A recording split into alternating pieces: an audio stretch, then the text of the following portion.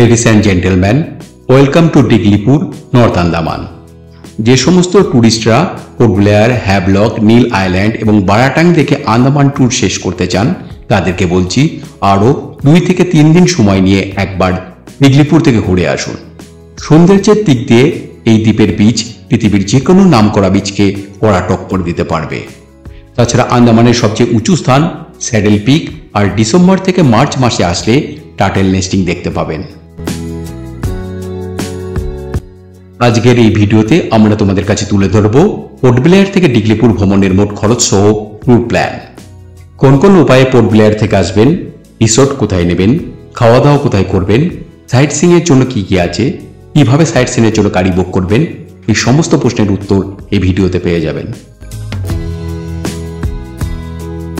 উত্তর আন্দামানের একেবারে শেষ প্রান্তে অবস্থিত ডিগলিপুর।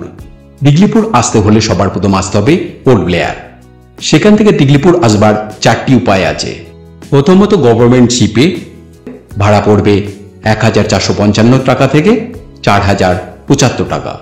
দ্বিতীয়ত বাস বা গাড়িতে। পোর্ট ব্লেয়ার থেকে বাই রোড দূরত্ব 320 কিলোমিটার, সময় লাগবে 10 থেকে 12 ঘন্টা। বাসের ভাড়া জনপ্রতি 450 থেকে 850 টাকা। আবার রিজার্ভ কারে বারাটাং, রঙ্গত, মায়াবন্দর হয়ে 2 রাত 3 দিনের প্যাকেজ ট্যুরে খরচ করবে 18,000 টাকা। চতুর্থত পোর্ট ব্লেয়ার থেকে জাহাজে, রঙ্গত, তারপর বাস বা গাড়িতে। আর পঞ্চমত পোর্ট ব্লেয়ার থেকে হেলিকপ্টারে ভাড়া পড়বে 5,250 টাকা। যেতে পারেন শিপে করে, এক অন্যরকম অনুভূতি হবে যা লাইফ টাইম অ্যাচিভমেন্ট। পোর্ট ব্লেয়ারের হ্যাডো জেটি থেকে প্রত্যেক শনিবার আর বুধবার সন্ধ্যা 9টার সময় সিন্ধু বা নালন্দা জাহাজ যাত্রা শুরু করে। মায়াবন্দর হয়ে ডিগলিপুরের অ্যারিয়াল বে জেটিতে পৌঁছায় সকাল 9:30টায়। আমাদের শিপ এমভি নালন্দা, তাই শিপ ছাড়ার 1 ঘন্টা আগে আমরা গাড়ি করে পৌঁছে গেলাম হ্যাডো জেটিতে। সিকিউরিটি চেক ইন করে ভিতরে প্রবেশ করে জাহাজের কাছে পৌঁছাবেন। এই লম্বা সিঁড়ি বেয়ে লাগেজ নিয়ে ওপরে উঠতে হবে। এত বড় জাহাজে যাত্রা লাইফে প্রথমবার, এক অন্যরকম অনুভূতি। জাহাজ পোর্ট ব্লেয়ার ছেড়ে যাওয়ার দৃশ্য সেই লাগবে। ফার্স্ট ক্লাস কেবিনে প্রবেশ করলেই দেখতে পাবেন বসবার জন্য সোফা, টেবিল, আর আছে ওপর নিচে মিলে 4টি বেড, আর আছে স্টাডি টেবিল। কেবিনের ভিতর খাবার খেতে পারবেন না, কেবিন 5 স্টার হোটেলের রুমের সমতুল্য।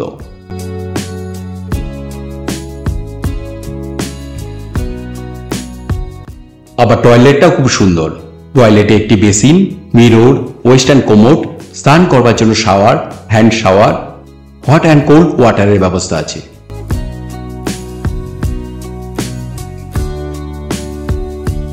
এই শিপে 5 রকমের টিকিট পাওয়া যায়।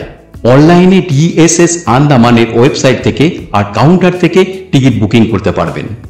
ডবল বেডের 3টি ডিলাক্স কেবিন আছে, ভাড়া জনপ্রতি 4075 টাকা। 4 বেডের 8টি ফার্স্ট ক্লাস কেবিন আছে, ভাড়া জনপ্রতি 3385 টাকা। 6 বেডের 5টি সেকেন্ড ক্লাস কেবিন আছে, ভাড়া জনপ্রতি 2745 টাকা। একটি বাঙ্ক আছে যেখানে 330টি বেড আছে, ভাড়া জনপ্রতি 2155 টাকা। আর আছে 45টি সিট, ভাড়া জনপ্রতি 1455 টাকা।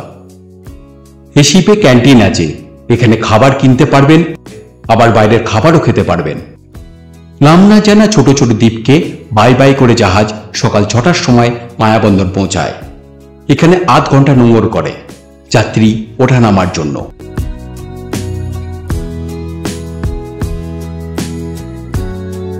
Deluxe, first class, second class আর শিপিং এর স্টাফদের জন্য উপরে একটি সুন্দর ক্যান্টিন আছে।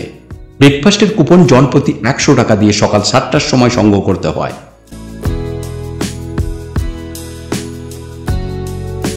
সকাল 9:30টার সময় ডিগলিপুরের অ্যারিয়াল বে জেটিতে পৌঁছাবেন। আবার এই শিপটি প্রত্যেক রবিবার আর বৃহস্পতিবার বিকাল 3টের সময় মায়াবন্দর হয়ে পরের দিন সকাল 6টায় পোর্ট ব্লেয়ারে ফিরে আসে।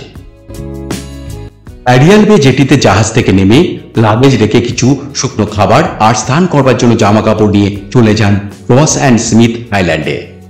জনপ্রতি 900 টাকা দিয়ে স্পিড বোট করে যেতে হয়। পৌঁছাতে সময় লাগবে আধ ঘন্টা, 3 ঘন্টা থাকতে পারবেন।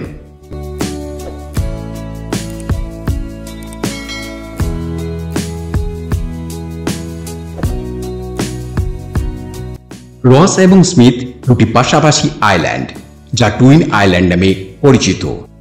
এই আইল্যান্ডের মূল আকর্ষণ হলো এই দুটি আইল্যান্ড একটি প্রাকৃতিক বালির রাস্তা দ্বারা যুক্ত হয়েছে।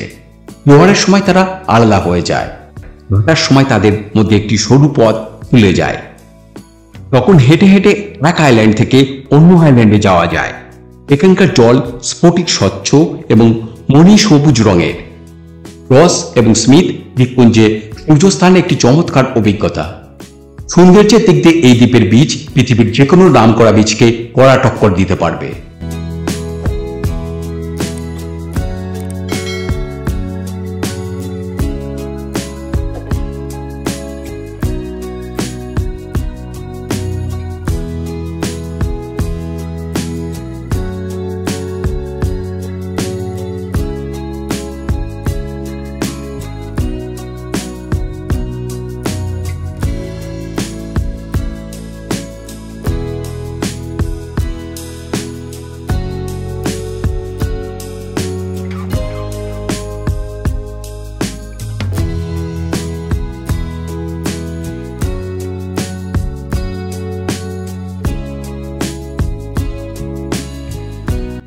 কলকাতা থেকে আন্দামান ট্যুর নিয়ে একটি সম্পূর্ণ ভিডিও আছে, আমাদের চ্যানেলে দেখতে পাবেন।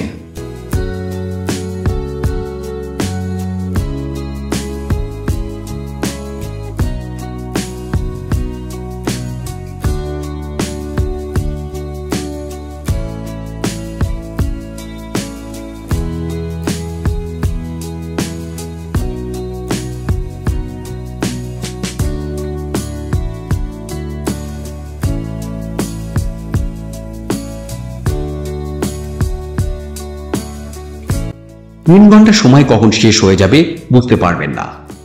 এরপর স্পিড বোটে করে ফিরে আসুন অ্যারিয়াল বে জেটিতে। তারপর অটো, বাস বা রিজার্ভ গাড়িতে পৌঁছান 8 কিলোমিটার দূরে কালীপুর। আর এখানেই আছে ডিগলিপুরের সবচেয়ে সস্তা এক অসাধারণ রিসোর্ট, টার্টল রিসোর্ট। রুম ভাড়া 1000 টাকা। এত কম ভাড়ায় এত সুন্দর রিসোর্টে আমরা কোনোদিন থাকিনি। চলুন রিসোর্টের ভিতরে প্রবেশ করে আপনাদের সামনে তুলে ধরবো এই রিসোর্টের ডিটেলস। রিসোর্টটি মেন রাস্তা থেকে একটু উপরে। পোর্ট ব্লেয়ার থেকে 2 রাত 3 দিনের ডিগলিপুর, মায়াবন্দর, রঙ্গত আর বারাটাঙ্গের গাড়ি ভাড়া করতে গাড়ির জন্য শিবার নম্বরে কল করতে পারেন। 18,000 টাকা পড়বে। আর ডিগলিপুরে গাড়ির জন্য রিয়েল দাসের নম্বরে যোগাযোগ করতে পারেন, ভাড়া পড়বে 5,000 টাকা।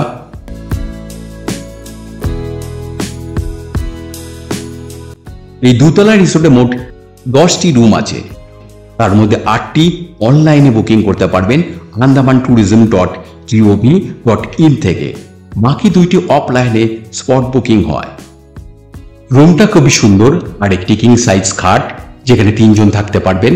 একটা ডবল ব্ল্যাঙ্কেট, 2টো pillow, towel, toilet soap, side table, intercom, বেতে চেয়ার টেবিল, ড্রেসিং টেবিল, কাঠের আলমারি এবং এসি আছে।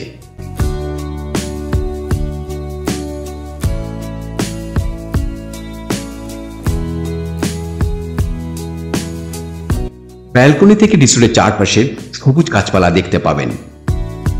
রুমের ভেতর প্রবেশ করলেই ডান দিকে আছে বাথরুম। ফ্রেশ হয়ে চলে যান ডাইনিং রুমে। আগে থেকে খাবারের অর্ডার দিয়ে রাখবেন। ভাত, ডাল, আলু সবজি, ভেন্ডি ভাজি, সালাড আর পোকারি মাছ ভাজা অর্ডার করেছিলাম। খাবারের দাম সাধ্যের মধ্যে। খাবারের স্বাদ ঘরোয়া আর অসাধারণ।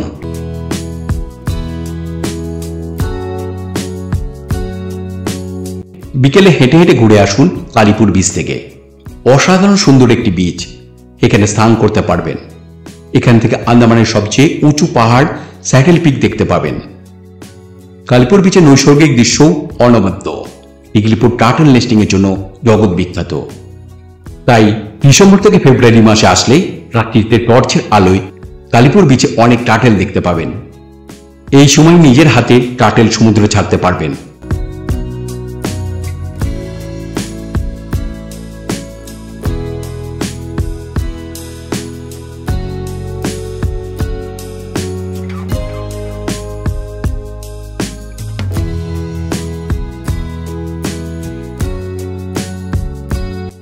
ফিরে এসে উপরের ব্যালকনিতে বসে চা আর পকোড়া খেতে খেতে দেখতে থাকুন চারিদিকে সবুজ গাছপালা আর ওই দূরে কালীপুর বিচের সমুদ্র। ডিনারে অর্ডার করতে পারেন রুটি, চিকেন আর স্যালাড।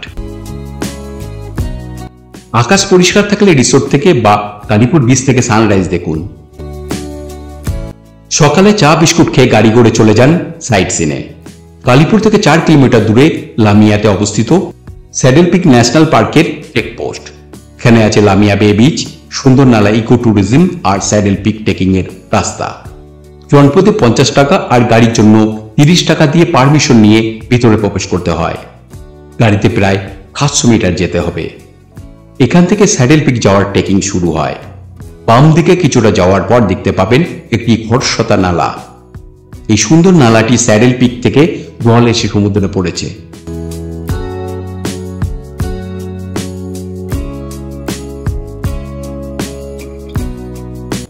এটি সুন্দর নালা সি বিচ, খুব সুন্দর একটি ভার্জিন সি বিচ।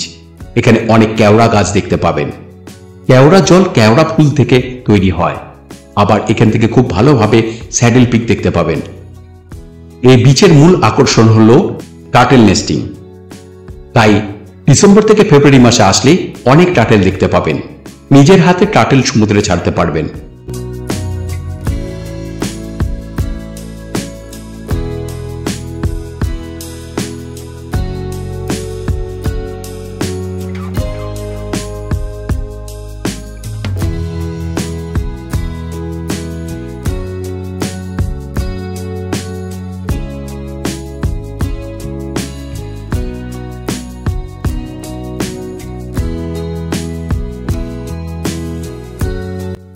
এরপর ফিরে আসুন চেকপোস্টের কাছে। এখান দিয়ে যেতে হবে লামিয়া বে বিচ, খুব সুন্দর সাজানো গোছানো বিচ। এই বিচ শান্ত সুন্দর একটি পরিষ্কার সৈকতগুলির মধ্যে অন্যতম। এই বিচের মূল আকর্ষণ টার্টেল নেস্টিং। তাই ডিসেম্বর থেকে ফেব্রুয়ারি মাসে আসলে অনেক টার্টেল দেখতে পাবেন। নিজের হাতে টার্টেল সমুদ্রে ছাড়তে পারবেন। কচ্ছপের বাসা বাঁধার জন্য জনপ্রিয় এই সমুদ্র সৈকত। ডিসেম্বর থেকে ফেব্রুয়ারি মাসে আসলে আপনি কচ্ছপের ডিম পাড়া বা বাচ্চা বের হওয়া দেখার সুযোগ পেতে পারেন। এরপর ফিরে আসুন রিসোর্টে আর ফ্রেশ হয়ে ব্রেকফাস্ট করে নিন। তারপর চলে যান সাইট সিনে।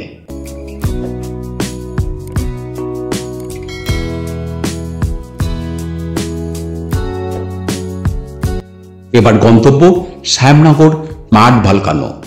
কালীপুর থেকে দূরত্ব 20 কিলোমিটার। দিঘলিপুর বাজার হয়ে পৌঁছাতে হয়।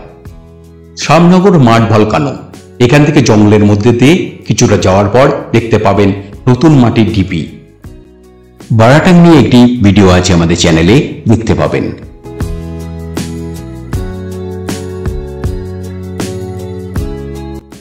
এখানের ভলকানো সুপ্ত প্রায় হয়ে গেছে। এখান থেকে কিছুটা হেঁটে পৌঁছাবেন মাঠ ভলকানোর কাছে।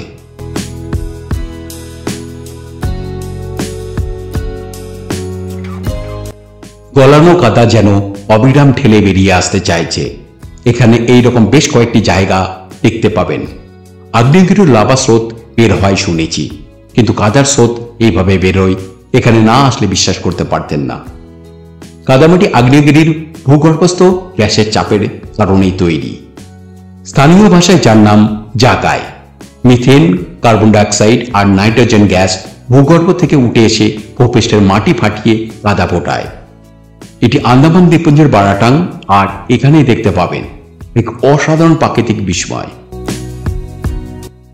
এরপর দিঘলিপুর বাজার পৌঁছান আর লাঞ্চ করে নিন হীরা হোটেলে। খেতে পারেন ভেজ, ফিশ, চিকেন থালি, এছাড়া কাঁকড়া মশলা।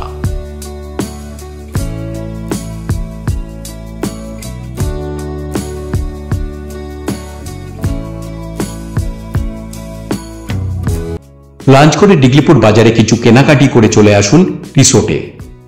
আবার দিঘলিপুরে অনেক হোটেল আছে, থাকতে পারেন। দিঘলিপুরে থাকবার বেস্ট হোটেল হলো হোটেল আদি। রুম ভাড়া 2000 থেকে 2500 টাকা। পরদিন সকালে ব্রেকফাস্ট ছেড়ে চেক আউট করে চলে যান রামনগর বিচ। রামনগর সমুদ্র সৈকত দিঘলিপুর থেকে 35 কিলোমিটার দূরে অবস্থিত একটি সুন্দর এবং শান্ত সৈকত।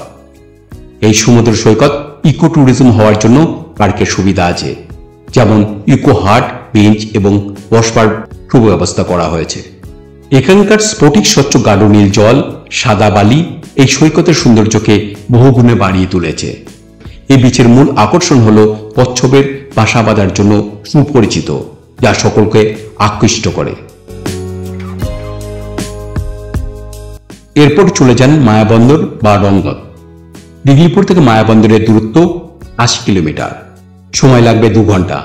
আবার দিঘলিপুর থেকে রঙ্গতের দূরত্ব 136 কিলোমিটার, সময় লাগবে 3 ঘন্টা।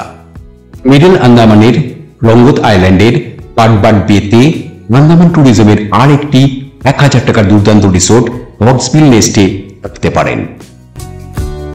আজ এই পর্যন্ত, পরবর্তী ভিডিওতে আবার দেখা হবে। ভিডিওটি ভালো লাগলে লাইক, শেয়ার আর চ্যানেলটি সাবস্ক্রাইব করবেন। ধন্যবাদ।